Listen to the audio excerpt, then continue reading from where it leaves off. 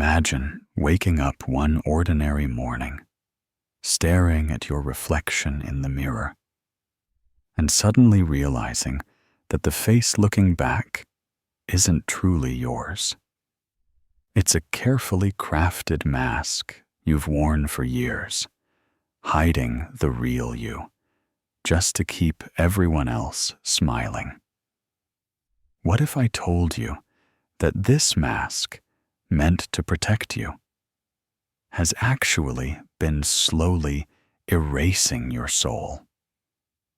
That's the startling truth that Dr. Benjamin Carter, a brilliant American psychologist, uncovered in his groundbreaking work on the human psyche.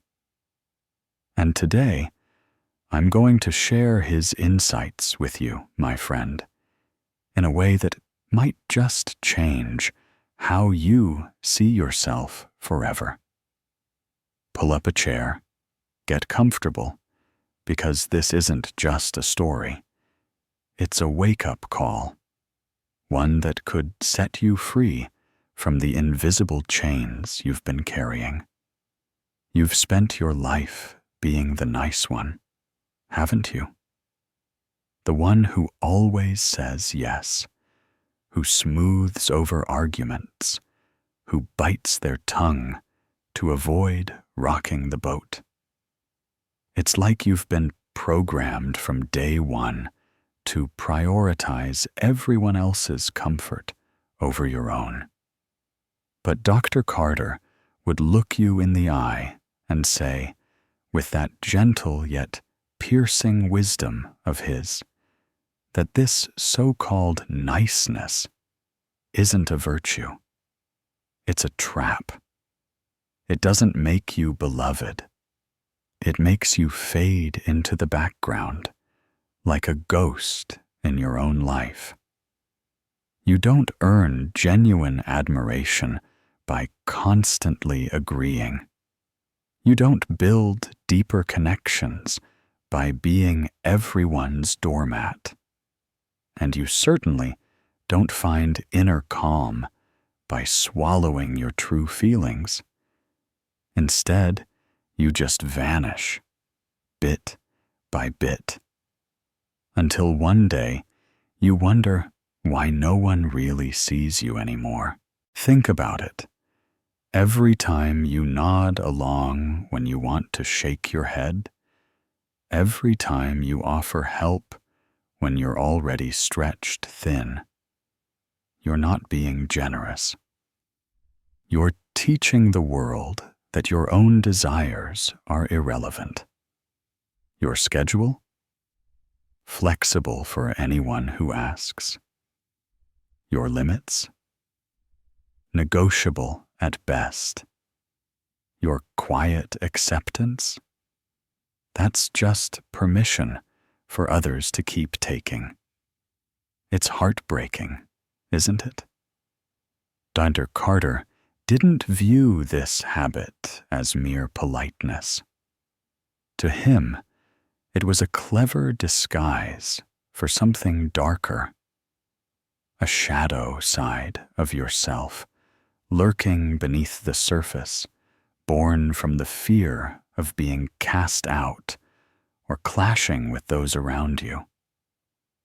But here's the raw, emotional truth. The more you bend to please, the more others will lean on you, not out of malice, but simply because you've shown them it's okay. Picture this.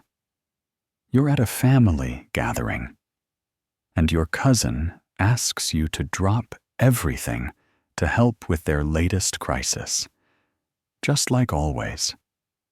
You say yes, even though your heart screams for a break. Over time, you become this hollow version of yourself, molded to slip seamlessly into everyone else's plans.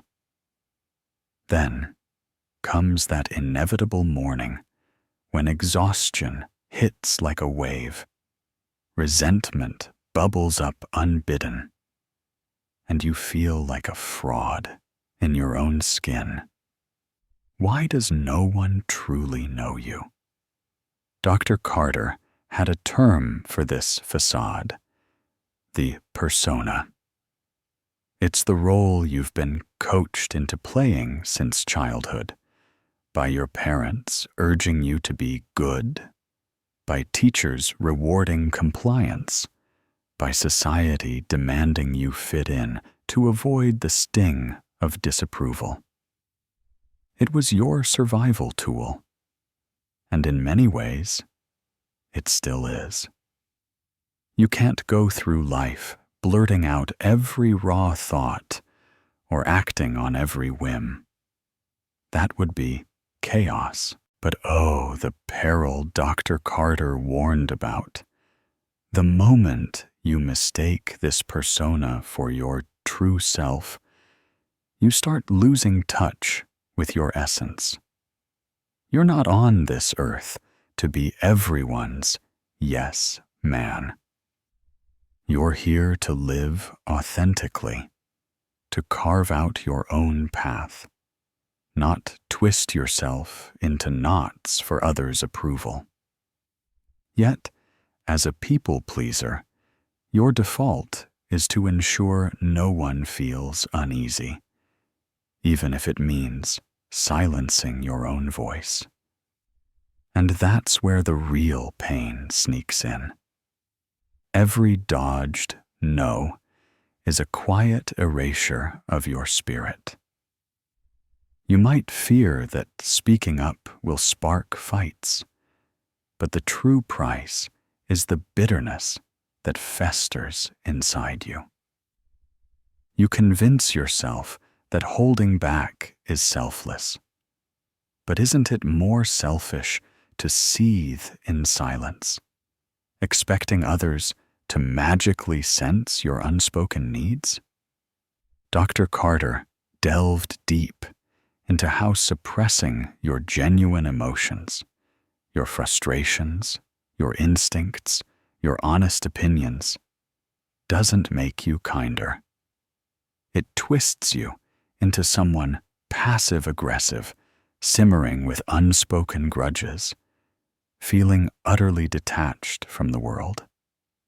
Your body starts whispering warnings, constant fatigue that no amount of sleep can cure, burnout that leaves you hollow, a nagging anxiety about letting people down, endless mental replays of conversations. This isn't just being sensitive. It's like being locked in an emotional cage of your own making. It gets even more poignant, because by always yielding, you're conditioning those around you to expect it. They trample your boundaries, not from cruelty, but because you've never shown them where the lines are. True love can't flourish if you're hiding behind a curated version of yourself. The friends and family you strive so hard to satisfy, they only know the polished, agreeable facade. And when you finally muster the courage to draw a line, they might accuse you of changing, of being distant or self-centered. But let's pause and feel the weight of that. They've grown accustomed to your yielding nature, your gentle concessions. Your newfound honesty isn't an attack. It's your shield, finally rising to guard your heart. Dr. Carter described this turning point as the spark of individuation. It's not about polishing your image or chasing self-help trends. It's about claiming full ownership of who you are, a person with backbone, with hidden depths, with a voice that demands to be heard, and a no that carries real weight. Until you embrace this, you'll wander through life feeling oddly empty, like a puzzle missing its centerpiece. That nagging unease isn't mere sadness.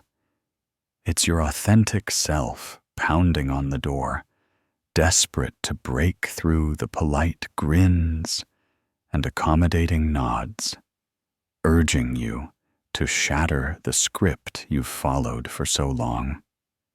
Now, what unfolds when you dare to stop? Brace yourself.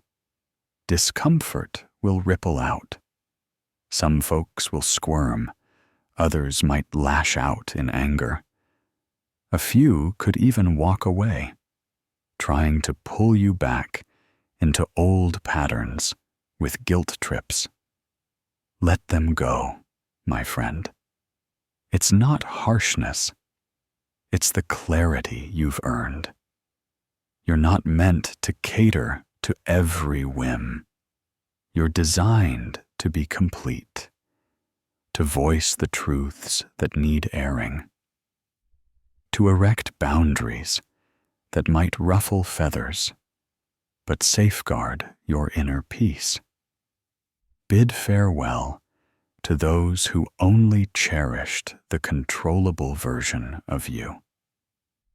Dr. Carter would assure you this isn't ego, it's your rebirth. Let me take you deeper into the heart of this awakening. Drawing from Dr. Carter's profound understanding of the mind, we'll uncover why this urge to please stems from those vulnerable childhood days, how to spot when your persona has hijacked the wheel, and practical ways to shatter these chains without torching your connections or losing sight of who you are. Dr. Carter didn't label it simply as people-pleasing. He saw it as a profound self-betrayal. You weren't born craving everyone's nod of approval. As a baby, you cried when hungry, laughed when joyful, without a thought to how it landed.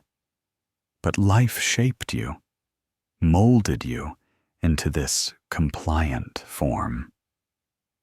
The tragedy is, you mistook it for affection. You believed that biting your lip showed maturity, that sidelining your wants was generous, that bottling up feelings equaled strength. But in reality, it just made you invisible. The admiration others heap on you, it's for the role you play, not the real you. Dr. Carter explained the persona as that essential shield we don for society's sake. It's practical, helping you navigate jobs, friendships, daily interactions. Without it, we'd be raw and exposed. Yet, when it fuses with your identity, authenticity slips away, leaving you adrift in a sea of pretense. This hits home for chronic pleasers. Maybe as a kid in a bustling American suburb, you learned that voicing anger got you sidelined, that asking for what you needed labeled you as greedy. So you adapted, flashing smiles through tears, agreeing when you burned to object, shrinking so others could shine. Love became a performance, something to earn by being perfect. Dr. Carter's insights went beyond surface fixes, like just say no. He saw people-pleasing as a fracture in your very soul. Each self-denial chips away at your core, leaving you questioning Who am I beyond this helpful shell? What if they all abandon me when I stop bending? These fears run deep, tied to survival instincts where being liked once meant safety. But here's the hidden ache.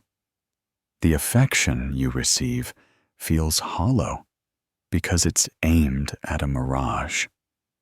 They adore the ever-reliable you, the flexible friend. But what about when your tank runs empty? When limits emerge? When no finally escapes your lips? Often, the warmth fades, replaced by doubt and isolation. Yet Dr. Carter would smile knowingly and say, "Embrace it. This is where your true journey begins." Individuation is the remedy, a reunion with your shadow, those banished parts like your assertiveness, your healthy selfishness, your unfiltered honesty. It's not about flawlessness, it's wholeness, declaring, "I value others, but I won't erase myself for them. I seek harmony, but not by muting my voice. I care deeply, but self-love comes first." That's growth, not defiance. And if someone can't weather that storm, release them with compassion. Dr. Carter taught that your true self blooms not in applause, but in the fires of confrontation, facing those accustomed to your quiet, disappointing the ones who thrived on your yielding, risking it all to emerge genuine. Surprisingly, halting the pleasing doesn't demolish bonds. It filters them. You shed the lopsided ones, where your sacrifices fueled their ease, creating room for equals who honor your authenticity, who stand with you without demands.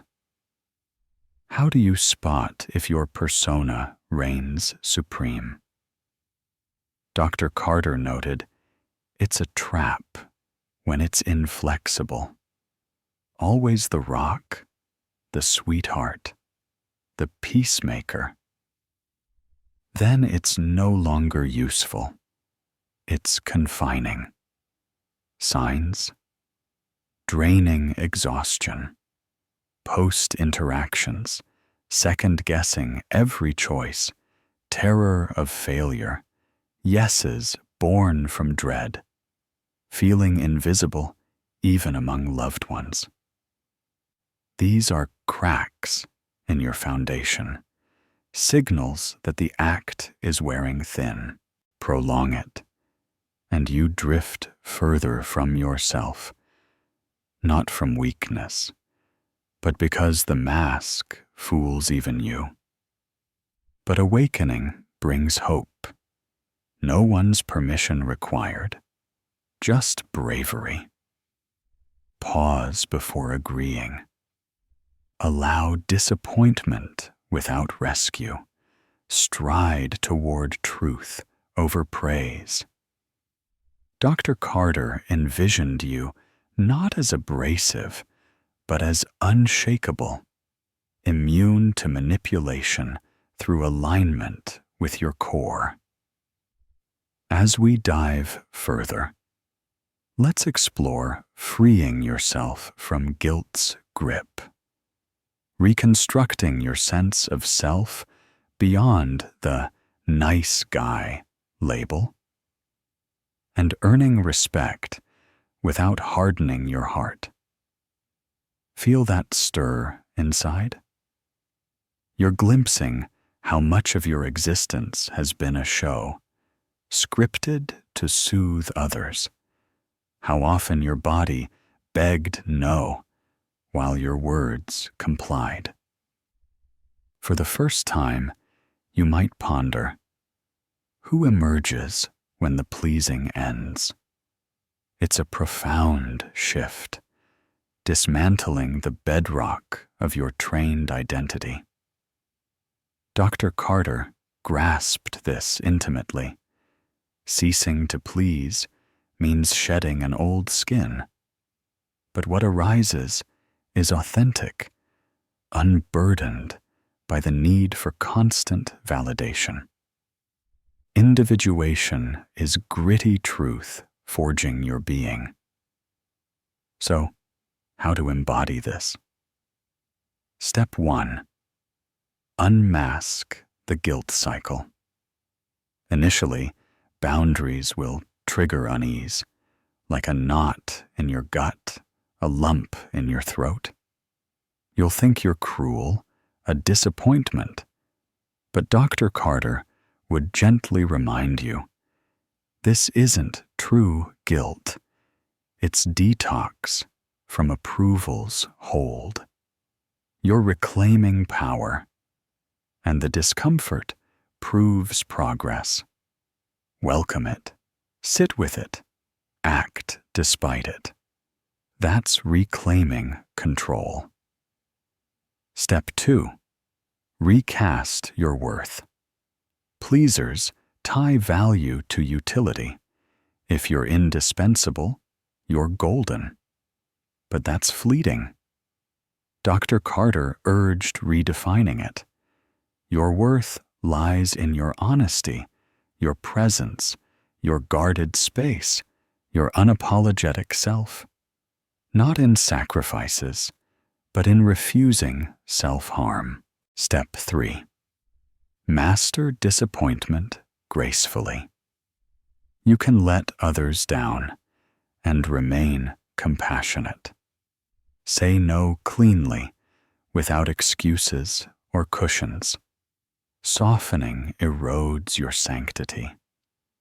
Embrace being misread. It's shadow integration, rooting you firmly.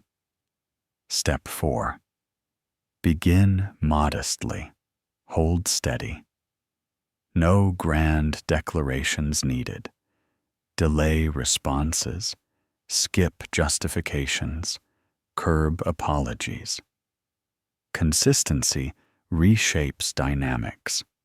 Others adjust, respecting your new poise. Step 5.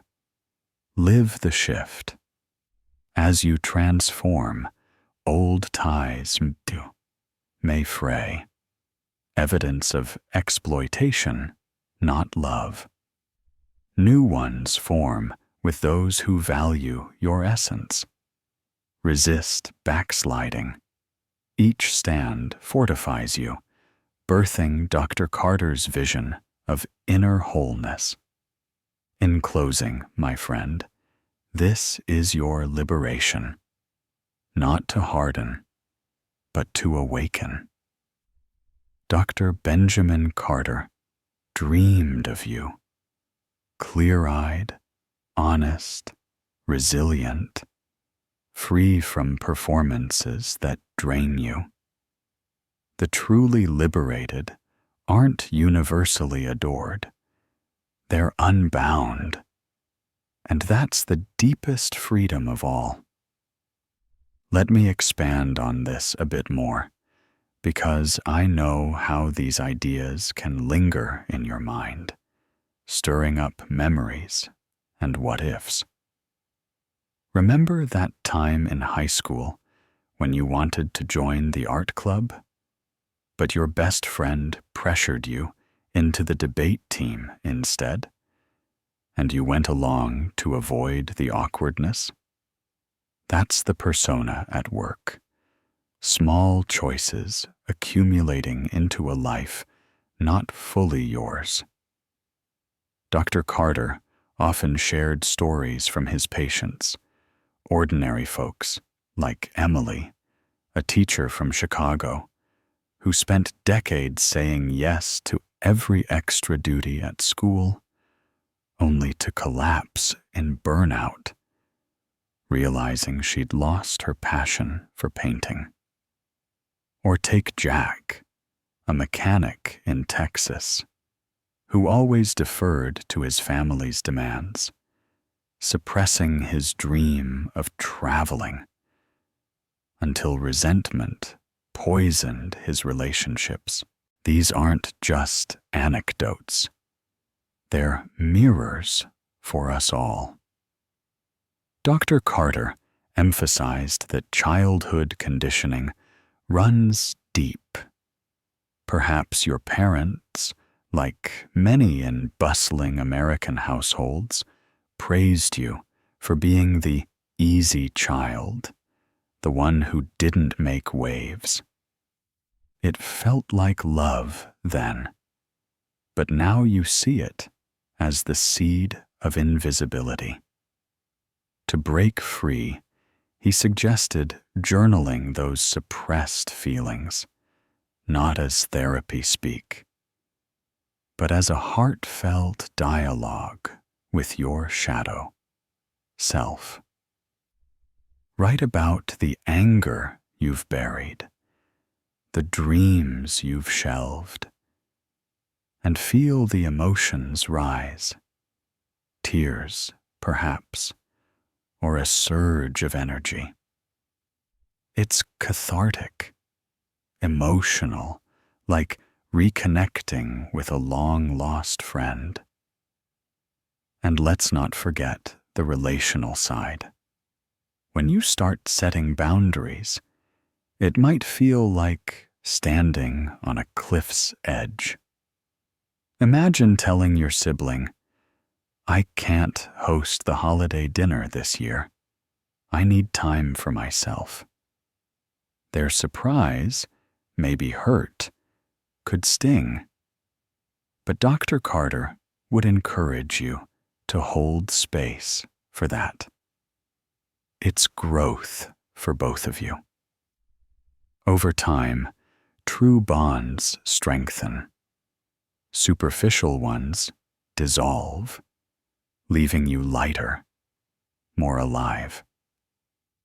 Dr. Carter's work also touched on the physical toll, how chronic pleasing leads to stress-induced ailments like headaches or insomnia, your body's way of protesting.